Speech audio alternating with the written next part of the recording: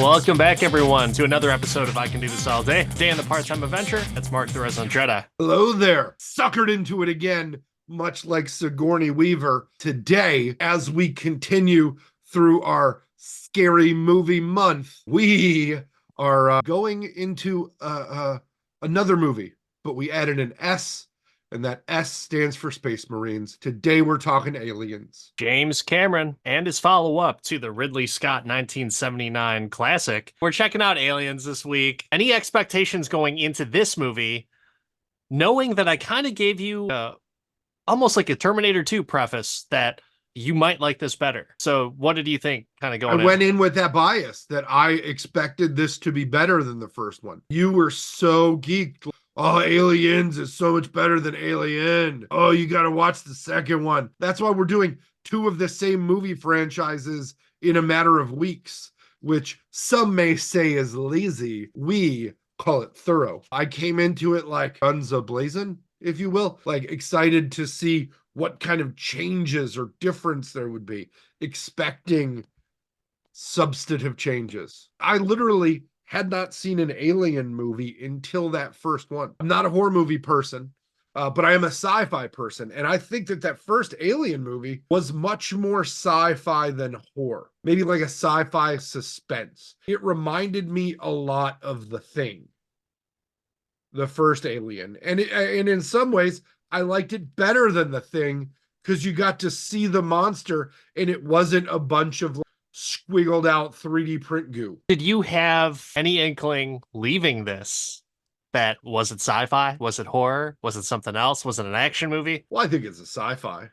And most sci-fi have some level of action to them. So it's like a sci-fi action movie. Well, since we are fresh off of the movie Alien and we just watched Aliens, Mark, why don't you give us your version of the plot? Survivor forced to go back to confront the forces that almost killed her because she was refused any sort of job compensation from her employer. But she goes with Space Marines who seem to just be not careful and terrible shots, like future stormtroopers in this group. Hilarity ensues, and she manifests her own trauma by caring for a wayward child. The end. I got a question for you. Which version of this movie did you watch? The one that was on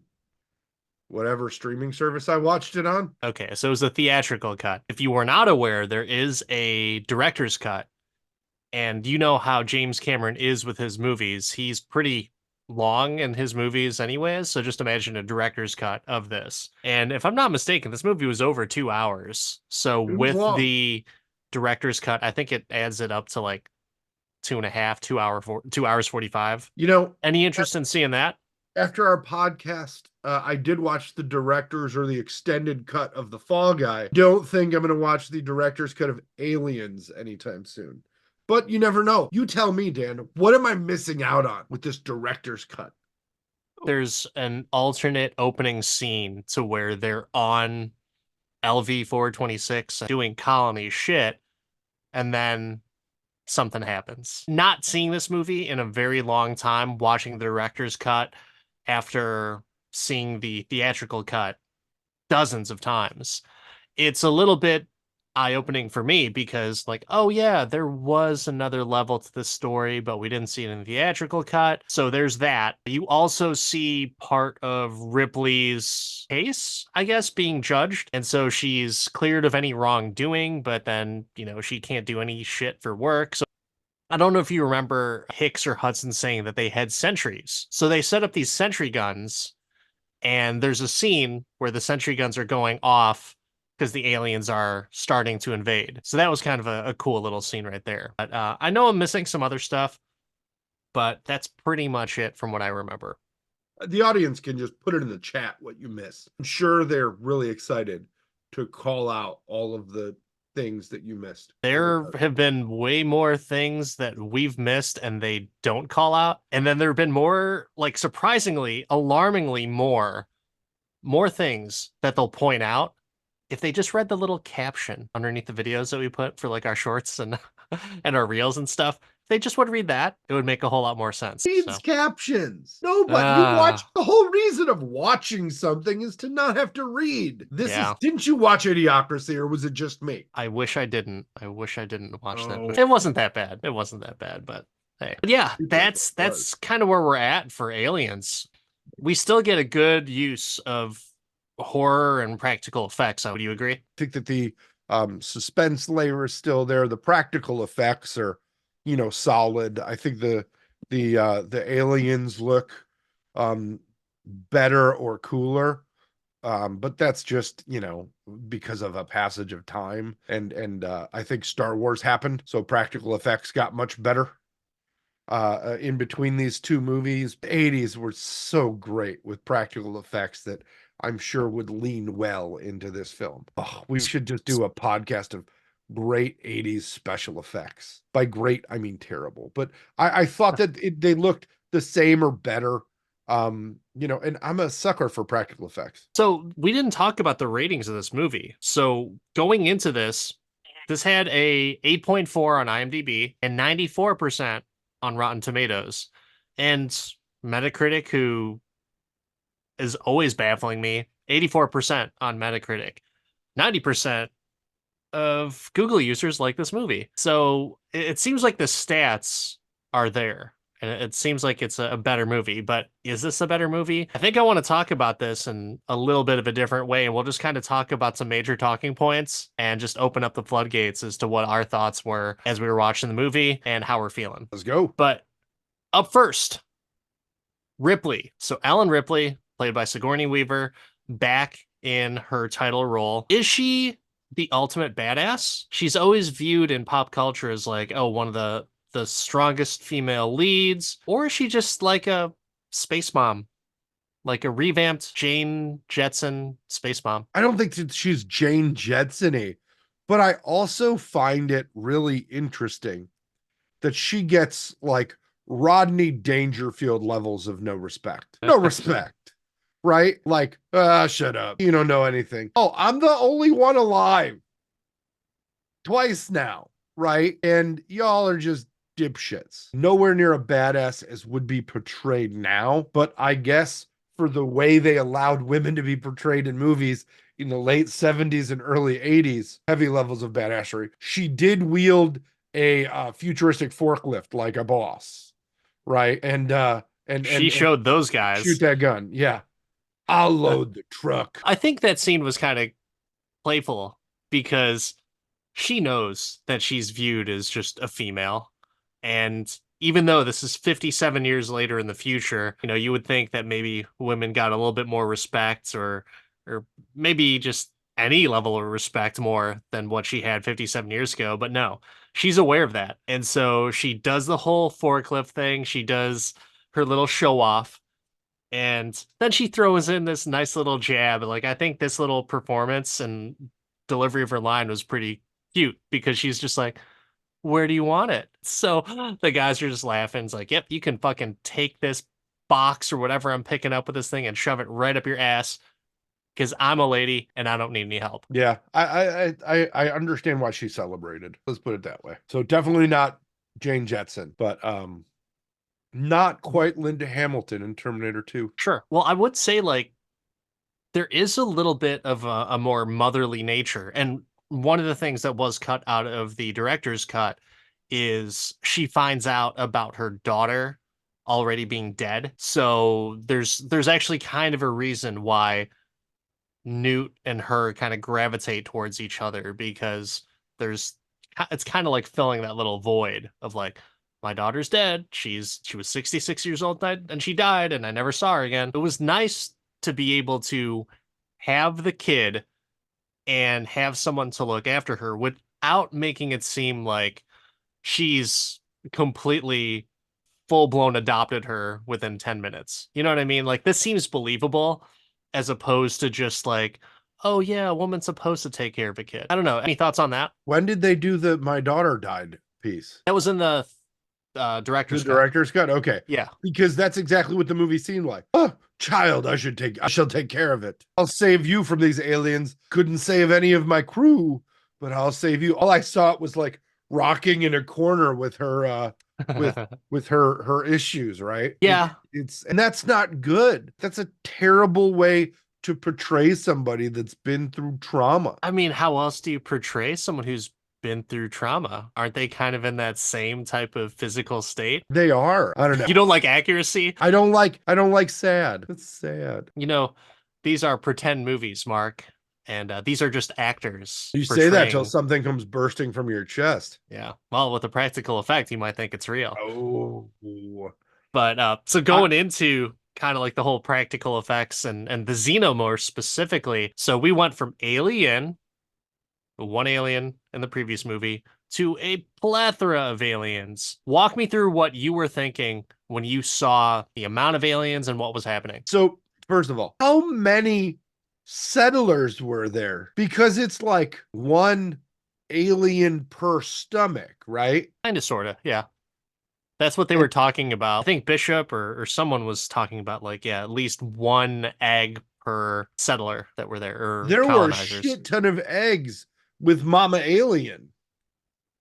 And like that's the part where I was like, how many settlers are there this far? Like apparently there were many, but Yeah. yeah, the overall effect was cool. So the xenomorphs always remind me of that scene in Spaceballs where the after Lone Star's dropped off the princess, but not before he's gone back. They stop at the diner, and it shoots out of the guy's stomach, and then does the WB frog dance across the stage in a little tuxedo. I always thought that was hilarious, and I knew it was an alien reference, but yeah, that's my exposure. So when I see the chest explosion, I'm just like, sing, come on, you know you want to. Does Spaceballs still hold up? Oh, it's I mean, it holds up as well as any other Mel Brooks movie. I mean, Blazing Saddles was freaking amazing, and I think it still holds up today. But truth be told, I only saw Spaceballs like once on TV, and that was it. So I've Oh, never gone back to it. yes, it in my eyes, anything with Rick Moranis holds up. Okay.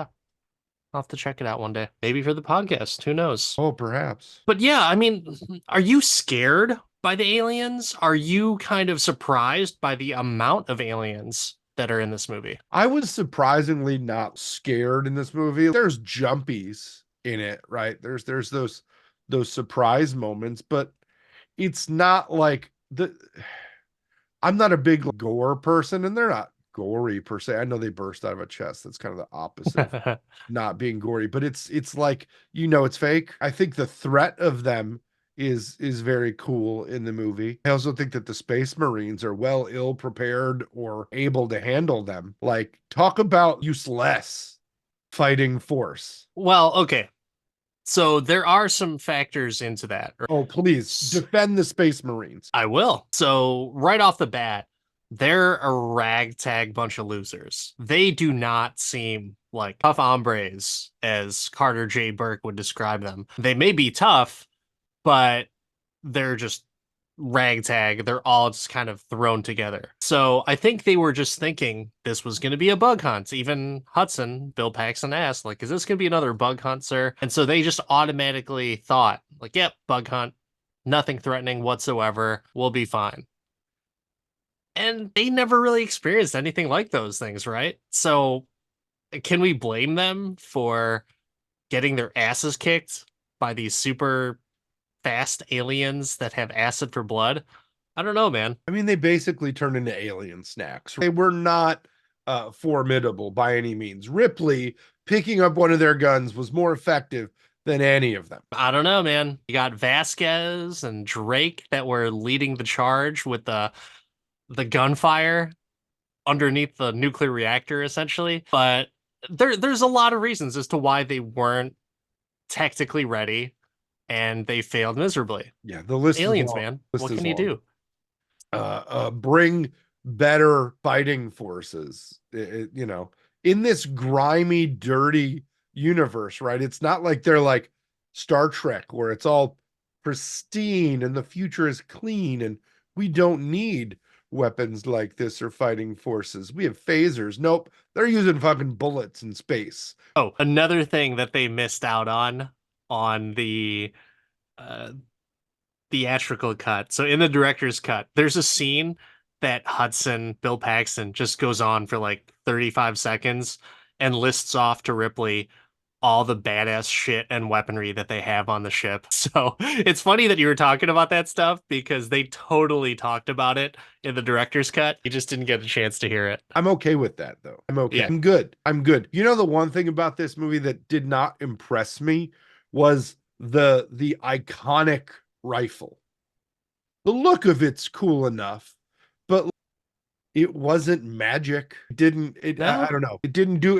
It wasn't anything but just like standard issue. It was cool looking ish. I It was was not cool looking. impressed. It sounded cool. The grenade launcher attached to it. Judge Dredd's gun was way cooler than that gun. I don't know, And it man. had a Something about signal that flare. iconic sound of the pulse rifle was pretty sweet. Is it just because you enjoy James Cameron over the previous director so much? Is that just it? You and your bias, your Terminator bias, we're gonna call it. I don't know if it's necessarily a Terminator bias because I didn't like this movie because it was James Cameron's back in the day. I just liked it because, like, oh, cool, a bunch of aliens and a bunch of space marines having a shootout. That's pretty sweet. So that's why I liked it because there was more action. And I liked Alien. I still think it's a great movie, but it definitely is light on the action in comparison to how this movie is kind of light in the horror aspect. You know, there's still some scary horror elements there, but not to the same degree, I believe, because you kind of just don't know what's going on in the first movie. In this one, you know what's going on and you know what they can do, but you just don't know how many of them and when they're coming for you. But at no point was I like, oh man, I'm scared of the aliens. I'm more in the realm of, oh man, I can't wait to see these aliens so that way the Marines will shoot them up. That's what I wanted to see. I don't know. They lost me so many times in this movie on the future, right? And the aliens just being so much more useful than what the humans had come up with. I don't know. Maybe it was just me. Like the elevator. The slowest, there are faster elevators in two-story buildings than this. I could crank an elevator faster than that slow moving piece of garbage in space. As a slow elevator, man, what are you gonna do? Yeah. I have no problem with an elevator, Oh, especially from a horror aspect of a movie where no elevators will close at the same time that you want it to close. It'll only close as someone is about to jump into it. So it was the realism that was bothering you? it's not even the realism. It's the some of the thing that bothers me about that is just the lack of evolution. We're that far along. We have pulse rifles and spaceships, but we can't nail a turbo lift. I guess. I don't know. I didn't have any problem with it. Kind of going back to the James Cameron and Ridley Scott thing. Which format do you like better? This, obviously, with James Cameron, has a little bit more of an action flair compared to Ridley Scott's, which was more horror and almost suspense. So what style do you prefer? I would say those directors have been pretty equal for me as far as movies I've liked versus movie I haven't liked by both of them. This was a very big litmus test for me because I fell heavily into the Ridley Scott bucket when it came to Alien and Aliens. I liked the approach there, the suspense building. You didn't need that many monsters. It just was like it was very much like Jaws in space, if you will, where you didn't need to see it a bunch. You got a little bit here and there. Like it just worked for me. I thought the first one just had that level of craftsmanship where this was it was a good built on, but just the story didn't get me right. Like I understood why they were there in the first one. The why in the second one is less believable. It's funny that you say that because they're just responding to a distress call in the first one. And in the second one, they're not responding to a distress call because they just lost contact with the colony. Both of them are very similar. If anything, it's just kind of lifted and just be like, let's twist it just a little bit this way. So that way it's not a direct lift off of Alien. I don't know. I feel like in the second one they'd have some level of caution going in and try and they don't have a robot. They could have just sent all androids. They've got the ability. They sent one. Why not send 10? You know what doesn't fuck with the androids? The aliens. Until this movie. Problem solved. When did you notice that Lance Henriksen was an android in this movie? Was it when It he cut his was finger? yeah, yeah. It was Okay. telegraphed pretty good. Okay. And so did you think that, hey, in the previous one, the android fucking flipped out and was like a corporate spy? Did you think the same thing was going to happen in this? I thought Mother was going to be fucking with people. Alexa was about to get him. So I at no point thought Bishop was anything but just a logical android. At no point in time throughout the many times that I've watched this did I ever sense any threat from him. But that's because I never watched the first one. So after watching the first one, rewatching this, I was like, oh yeah, I could totally see why Ripley's super hesitant about this. And as an audience member, if I saw the first one, I would be like, don't fucking trust that android, dude. Don't That's trust it. him. He's gonna cross you. But no, he actually did a solid and crawled through like a football field of tunnels. It was essentially the Shawshank Redemption, It except an was android. exactly the Shawshank Redemption. It's exactly what I thought when they opened up the pipe. I'm like, oh, it's they're I guess the Shawshank Redemption is ripping off aliens, essentially. How cool is that? Good job, Stephen King. Stephen King saw this and wrote the Shawshank Redemption. I always thought about this when I was younger. Could you even imagine traveling somewhere, anywhere, for like 45 minutes in a small tunnel? No, Like just impossible, man. I'm I would be big cat, so dude. I get fucking stuck in that bitch. It'd be over. I was getting claustrophobic just watching him do it. I was just wondering, like, how did Lance Henriksen actually film this shot? Because I would go crazy after like 5 takes. I guess knowing that somebody's going to get you out and you're going to be fine gives you a certain level of calm. I guess, man. I've seen people freak out though, and really packed places. Yeah. So going into, you were talking about Ridley Scott and aliens and Jaws in space. So they did the same thing in this movie to where they did not show the aliens until maybe about 45 minutes into the movie. I like that though. I like that you kind of have to deal with the human element of existential threat. I almost feel like we got too much aliens in this movie. Like it's unreasonable that they were able to hold off that many aliens. You know what I mean? No. No, they had guns. So Yeah, you but don't think that they could hold them off for a while? there were a considerable amount more aliens than there were bullets. There were more aliens because there were more colonists. So the facehuggers impregnated the colonists and then became more aliens, more xenomorphs. And then But then, the hang on, additional marines, same thing, more aliens. but wasn't the queen like laying eggs too? Yeah, yeah, So the queen lays the egg, which then makes the face hugger, which then implants in the stomach, which then explodes out as a xenomorph.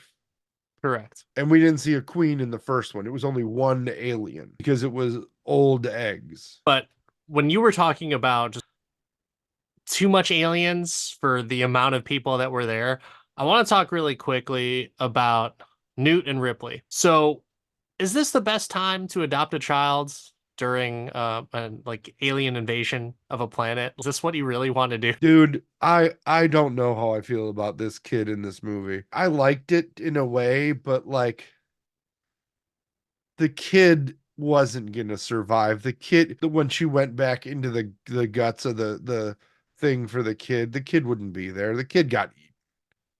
Like it was just, I don't know. No, it wouldn't need another host for a facehugger.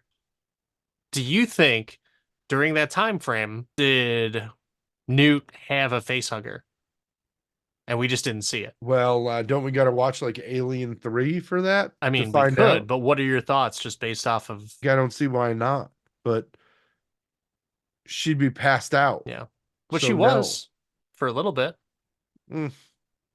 I don't That know. that was one thing that bothered me is like the alien, and it seemed like it was like the queen that took her, but basically took her underwater and not a single bubble came up from after her being dragged under the water for however many feet that she was traveling for. So that was Newt the was an only thing android. that, what's that? Was Newt an android? No, kid. Sure. No bubbles. Androids don't breathe. It's true. It's true. But she's a super kid, apparently. Apparently, in the Wunderkind. multiple days leading up to this movie, she just held her breath for a long time and stayed in tunnels. So that was her superpower. Her superpower is something. I mean, for a kid in an alien movie, I understand as to why that will totally amp up as to what the drama can be, the suspense, and like, oh, is the kid gonna bite it, or is all the people trying to protect her gonna bite it? What's it gonna be? So I can kind of see where, like, okay, great,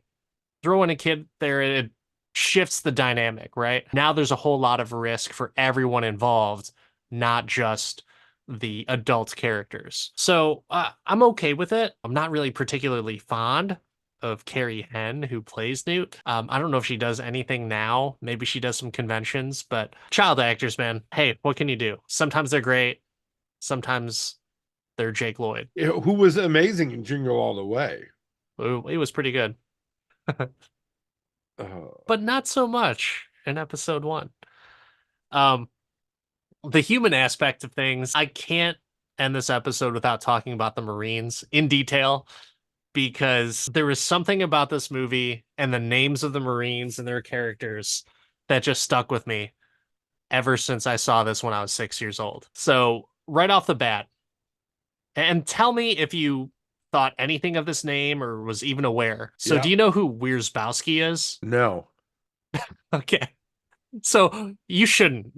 There's really no reason. But Wierzbowski is just one of the Marines, and there's a spot in the movie that it took me so long. It probably wasn't even until college that I realized that they were talking about the character Wierzbowski. There's a spot where Michael Biehn is yelling out over the comms, and he's like, "Where's Bowski? Where's Bowski?" The entire time, I thought he was saying, "Where's Bowski?" Like the guy's name is Bowski, but no, not at all. It took me until being college age and having a roommate that really liked the movie Aliens to let me know that Bowski is not one of the Marines, but where's Bowski is. Oh So man, he's the big Wierzbowski, apparently. it's just a strange thing that you will pick up as a little kid, but why would you think that the guy's name is Wierzbowski? Probably because it says Wierzbowski on the screen, and I just couldn't read and pronounce it the right way when I was a young kid, but that's it. Another one, Gorman, like the piece of shit, I've been on two combat drops leader. What an awful guy and total chicken shit. What did you think about Gorman and how he met his demise in the movie? I thought all these Marines were just come on, man. They might as well have been Neverland pirates at this point. The hapless dudes working for Captain Hook that like a little boy rolling down a plank in a ball can best.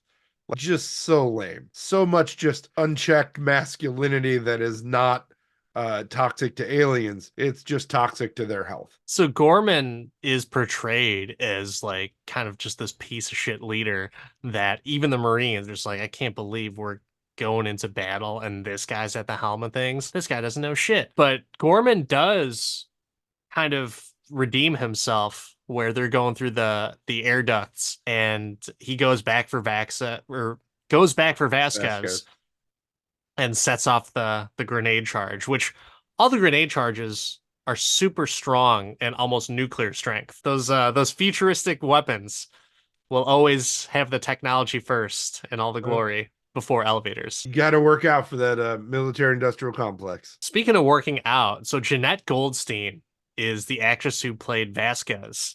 So she went full brown face for this movie, and you may recognize her as the stepmom in Terminator 2, or she was also one of the characters in Lethal Weapon 2. What's wrong with You know, Alfie? Wolfie. Wolfie. There you go. But yeah, I always thought Vasquez was fucking badass. Dude, she knew how to take care of her shit, and she was like uber masculine and just ready to kick ass at any moment. And so there's that little scene with her and Hudson where Bill Paxton makes the lines like, "Hey Vasquez, you ever been confused for a man?" And she just fires right back, "No, have you?" It's just the little quips that Marines, I would assume, you know, if you're in close quarters with a bunch of dudes all day long and all you talk about is just war and shit, you're going to be pretty hard and you're going to give each other shit. And so it's cool to see some of that banter back and forth, and so I really liked Vasquez, but who knew Jeanette Goldstein went full brown face for this movie? Who knew? Crazy. And then you got Drake. Drake is the cuck Marine who's just like an uber fan of Vasquez. He's just like, "Oh, you're just too bad. You're too bad, girl." And she just knows. It's like, "Yeah, you would probably lick my toilet seat, you dirty bastard." And he probably doesn't get anything. Drake is just a cuck, but he also gets melted in half from acid blood. Do you have any favorites of the Marines? Any characters that you're like, "Oh, I liked so and so"? No, no, I was stoked that they all got killed. I mean, I have a soft Really? spot for Bill Paxton, obviously, but yeah, this was not like there were none of them that I was like, "Oh, you're relatable." They were all just kind of shitty. Okay. I loved Hudson, just the "I'm here until my enlistment is up. Like I want to be done and like I'll go to bat, but at the same time, I don't want to die. This is fucking ridiculous." And just his overall quips of "game over, man" was just hilarious to me. But Hicks, Michael Biehn from Terminator fame, I'm always partial to seeing him in movies. And it sucks because he dies in like every single movie. So it's just kind of a downer, but Kyle Reese in another James Cameron film, I'm all about it. So it was kind of cool to see him. But that's kind of where we're at for the Colonial Marines. Any other thoughts on like Apone or anyone like that? So I believe Apone is an actual or was an actual military member of some branch. But anything that you got in terms of observations or funny things from the Marines at all? No, I was just like, how are they just not listening in any way? It was super frustrating. Yeah, they didn't get the best, right? They just got a group of They got Marines. some people. I wish there was some like ranking scale of like, oh, okay, is this the A team or is this the B team or the C team? You know what I mean? Just Oh, it something was, to determine that. yeah, they had the wrong stuff, let's be honest. Yeah. But they did drop some inklings for everything because you could see like Apone is a military guy. He's there. He's all about business. You got Gorman, who's a military guy, but just doesn't have experience. So they're kind of being led by this newbie and then this hardened veteran.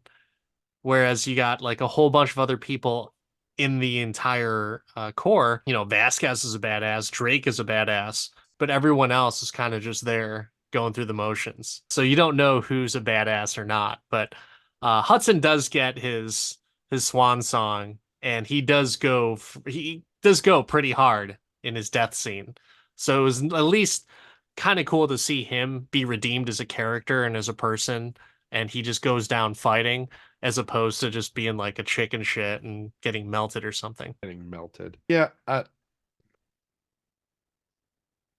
I will allow you the not allow. I will lean into your evaluation there because for me, as a first time viewing, they were like side characters to get me to the Ripley versus alien queen fight when I knew at some point they didn't put in the forklift suit for no reason, that she was about to squeeze something with that thing and go to town. So um, how did you feel about the ending, the way that they're like, "Oh, hey, look, the suit. We told you there was gonna be a suit thing." Well, I was a little bit taken aback by Bishop getting just shredded to bits. That was fucking cool. That was like a really cool scene because you didn't really know what was going on. You saw like the acid, and then all of a sudden Bishop just he gets stabbed through the stomach and everything. And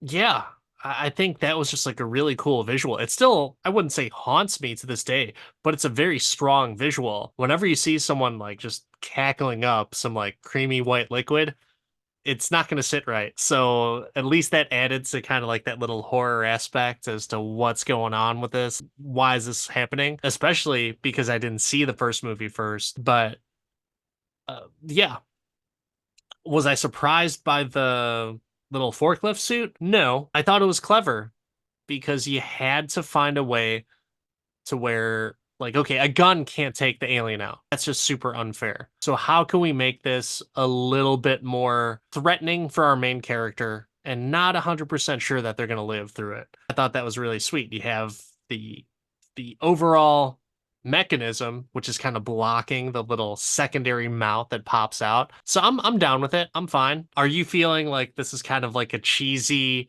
almost like, oh, here comes the third act fight scene where there's going to be a little bit of CGI or a little bit of you know, big versus big? Well, I think that this is like one of the first movies to do that, right? So we're conditioned to have that third act fight scene, big bad versus hero. But from a movie's perspective, like this was one of those iconic ones, those first ones. So I was happy to see the iconicness. I didn't mind the practical effects. The elevator thing is the only thing that really marthed me. But yeah, no, I was. It's better than the final fight in the first one, right?